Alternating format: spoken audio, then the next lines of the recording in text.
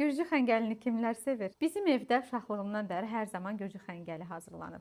Həm evdəki, həm də Gürcüstandakı təcrübələrimə əsasən əmin ola bilərsiniz ki, sizə ən dadlı gürcü xəngəli reseptini verirəm. Əvvəlcə onu qeyd edim ki, ənənəvi gürcü xəngəlinin xəmiri yalnız un, su və duzdan ibarət olur.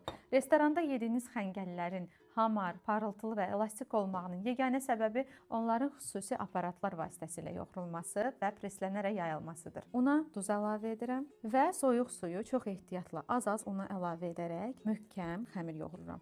Nəyə görə ehtiyatla? Çünki yumşaq xəmiri sonradan nə qədər un əlavə etsək də bərk etmək mümkün olmur. Ona görə də xəmir bəri başdan möhkəm tutulmalıdır. Gördüyünüz kimi quru umac kimi bir xəmir alınır, amma mən bunu yoğura-yoğura bütöv bir hala gətirəcəm. Mənə görə elə gürcü xəngəlinin ən çətin hissəsi bu xəmirin hazırlanmağıdır, çünki biraz güc tələb eləyir. Xəmiri yetəri qədər yoğurdum, artıq hamarlaşdı. İndi isə üzərini bağlayıb dincəlməyə qoyuram. İçliyi üçün çəkilmiş yağlı ətə soğanları blender vasitəsilə incə doğrayıram. Göyərtilərdən əsas kişniş olmaqla onun 1/3 qədər də cəfəri doğrayıram. Ədvə olaraq duz, istiot, qırmızı acı biber və xmeli suni ilə əlavə edirəm. Xəngəlin sulu olmağı üçün ət mütləq su ilə duruldulur. Az qazını durdum, kiçik bir diş sarımsaq da əlavə edim, bu xəngələ çox gözəl dad verir. Xəngəlin əti bu cür sulu və yumşaq olmalıdır. Xəmirimi yayana qədər ətdə bir qədər dada gəlsin.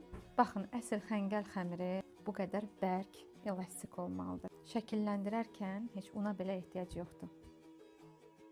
Xəmiri kəsib bu cür kündələrə ayırırıq. Kündələrin üzərini bağlı saxlayın ki, yayarkən quruyub çətinlik yaratmasın. Təxminən diametri 15-16 sm olan xəmirlər yayıram.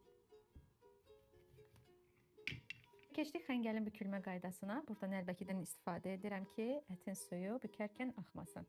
Hər dəfəsində içlik qoyarkən əti qarışdıraraq götürün. Bir-birinin üstünə gələcək şəkildə qatlayıram. Və bağladığımız yeri möhkəm sıxırıq ki, açılıb suyu dağılmasın. Artıq hissəsini də bıçaq və ya mətbəx qayçısı ilə kəsib götürürüm. Xəngəlimiz hazırdır. Unladığım listlərə düzürəm ki, altı yapışmasın.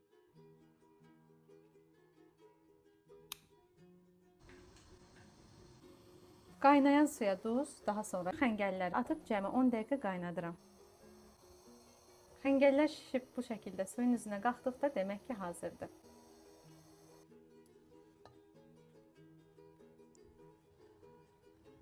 Gürcülər xəngəli heç bir sosla deyil, sadəcə qara istiotla təqdim edirlər. Hazırlayan hər kəsə nuş olsun. Əsas məsələ, gəlin görək içi nə qədər sulu qalıb.